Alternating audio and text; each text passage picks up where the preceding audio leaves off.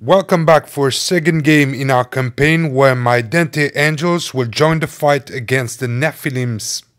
Let me introduce you to my headquarters, 210 points of pure violence with 3 Seraphims as leader with the great Zagan, Eve and Leviathan.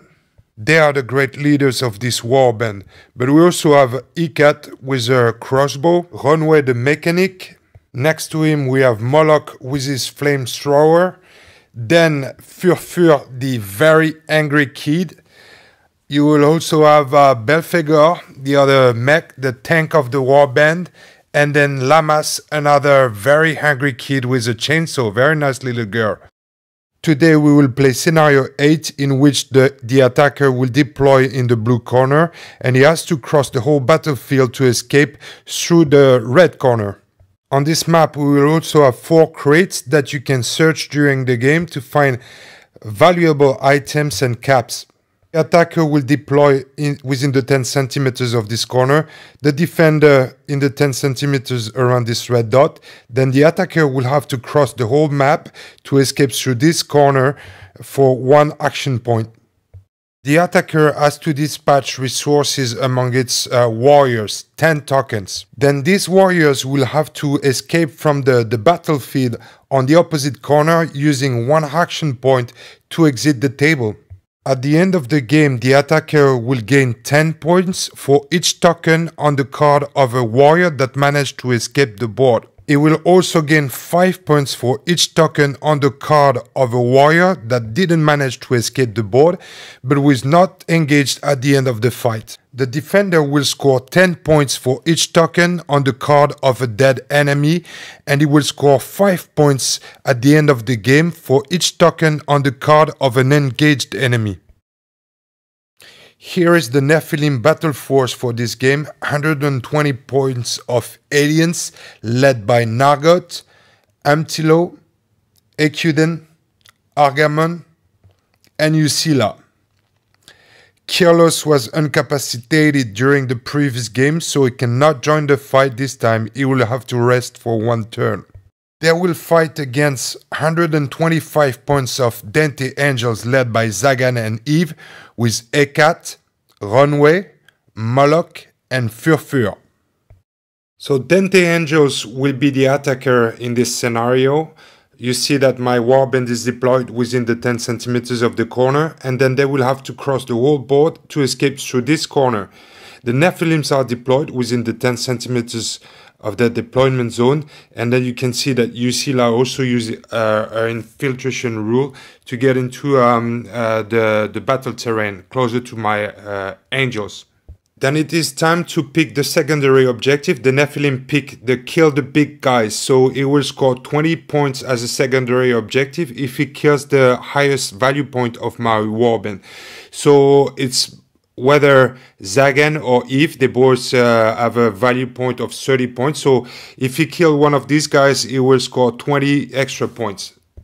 And then for the angels, I pick Conquest. I will score 20 points at the end of the game if one of my fighters is within the deployment zone of my enemy, so in the 10 centimeters of this red dot.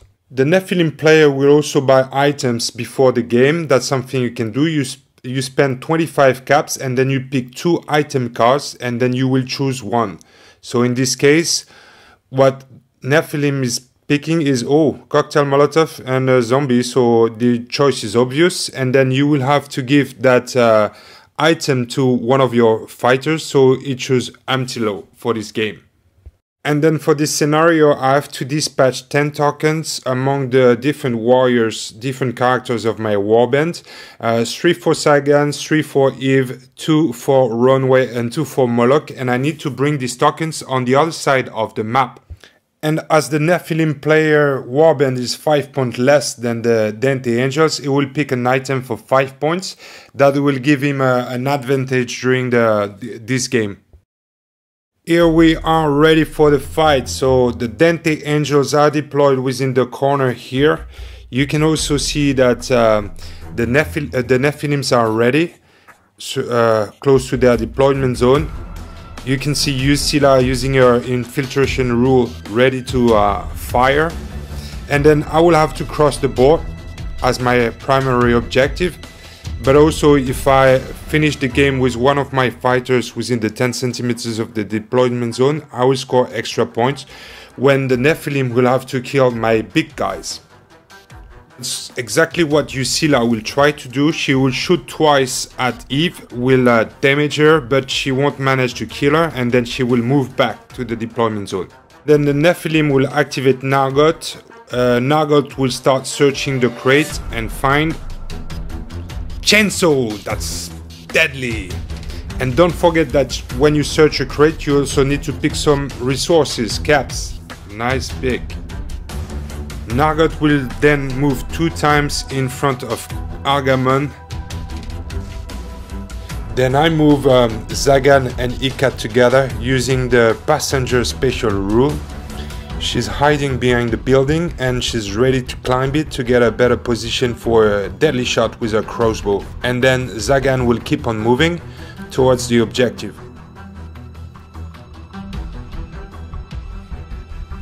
Mtilo is moving close to the exit to prevent Dante Angels from escaping the board. Furfur is using his Blood Madness special rule. He will get 5 extra dices for the next close combat, but I also need to take 5 damage into my body, so I try to split it across the different limbs. And then he will move to the crate and search it to find nothing. Oh shit. But I still score 5 victory points for searching a crate, and then I find some resources, 5 caps. Oh shit. Then Eve is using her 3 moves to get across the board as fast as possible towards the exit. Ekudin is just moving behind Eve to prevent her from escaping on next turn.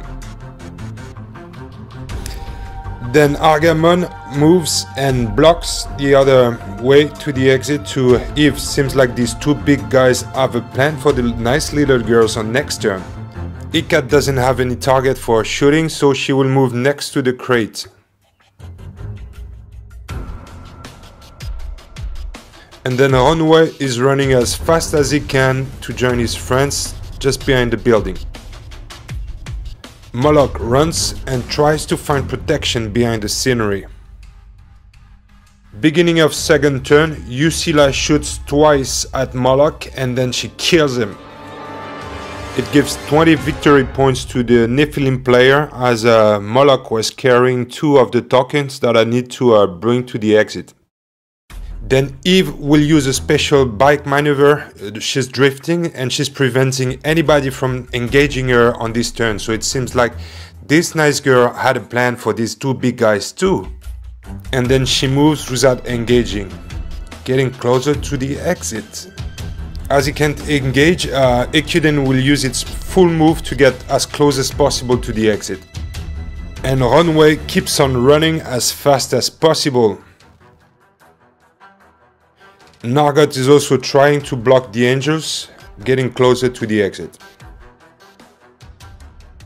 Ikat searches the crates and then she finds throwing knives. Nice.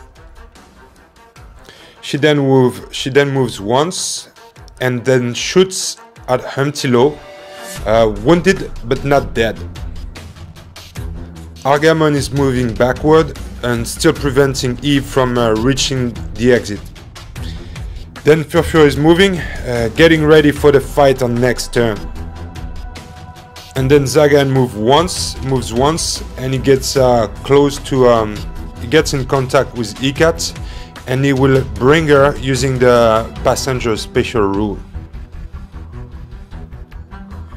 Mtilo charges a cat, but he doesn't manage to kill her. Then Eve will charge Yusila, but she will dodge all the blows.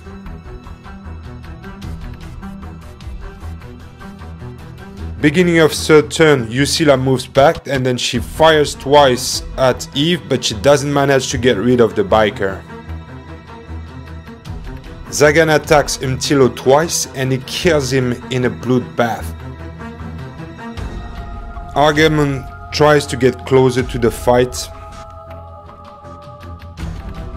Ekuden cannot charge this turn, but he will try to block the way to prevent Runway from getting to the exit on next turn. Nargot charges Furfur using his chainsaw, but Furfur will dodge all the attacks, and in return he will strike Nargot using his Blood Madness with his 5 extra dice, and he will kill the little alien. And then he uses Blood Madness one more time and moves once to get closer to the next fight. Runway keeps on running as fast as he can and gets close to the exit, maybe next turn. Keep on running, Runway. Beginning of turn 4, the Dante Angels are getting closer to the exit. Will the Nephilim manage to prevent them from escaping? Usila keeps on shooting at Eve, but she doesn't manage to kill her, and then she moves back behind the protection of scenery. Ekuden will charge Runway and almost kill him. He's saved by a dodge. Furfur engages Ekuden and deals damage to the head, but doesn't kill him. Argamon engages Furfur and he kills the poor little guy. Bye bye Furfur. Lucky Runway moves once within the 10 centimeters of the corner, and then he uses one action point to escape the board. Well done, Runway. Way to the exit is blocked, but Zagan is using a special trick with his bike, and then he can switch position with his opponent, and then he will use one move to get closer to the exit, and then use his last action point to exit the board. Well done, Zagan.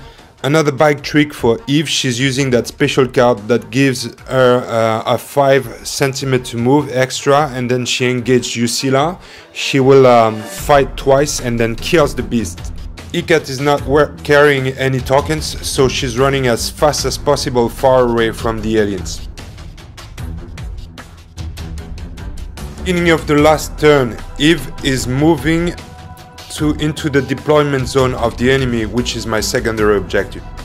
Then Ekuden moves to the crate and search it to score another 5 victory points. Finding items and resources.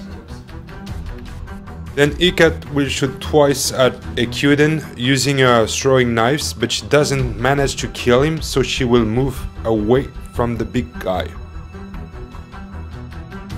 Argamon is on a frenzy and he keeps on hitting Furfur lying on the ground, and he will almost kill him, leaving very few life points in the legs. It is the end of the game and the victory goes to the Dante Angels. They managed to score points for primary and second objective in total of 105 points, and the Nephilim score 40 points for killing Runway and searching crates on the battlefield. It is now time for management phase, where we will calculate resources, money. We will heal wounded warriors from our warbands, but it's also a time to check experience points because we have 2 of the Nephilims that survive 2 games. So when you survive 2 games in Burnout, you gain experience points and new capacities. Time to heal wounds. Also keep in mind that if a warrior, a character, one of your character is incapacitated during a game, he won't be able to play the next one. He will have to rest 1 turn. Now time to manage experience. Both Argamon and Ekuden have survived 2 fights. So we will gain 1 special ability for each one of these guys. So you just pull a random card from the experience deck and can use gain some new abilities. So Ekuden will gain the agile special ability. It will be stronger into fight. But what you can also see is that his value point will also increase by 10 points. So every time you get new abilities, your value points also increase. Now it is time for Argamon to pick an experience card. So let's see what he gets. Argamon will get, wow, an extra life point into its arm pretty good. You can also see that it increases value points by 5 points. Then it is my time to heal the Dante angels. Time to cure wounds. As you can see, I don't have enough resources to heal the poor Fur. He's taking too much damage during this game. He's also been incapacitated, so he will have to spend the next game into a hospital. So Fur, well done for this fight. Sorry, I can't cure you, but you need some rest. Here we are for game 2 in our Burnout campaign. We hope you enjoyed the fight and we see you soon for a next battle.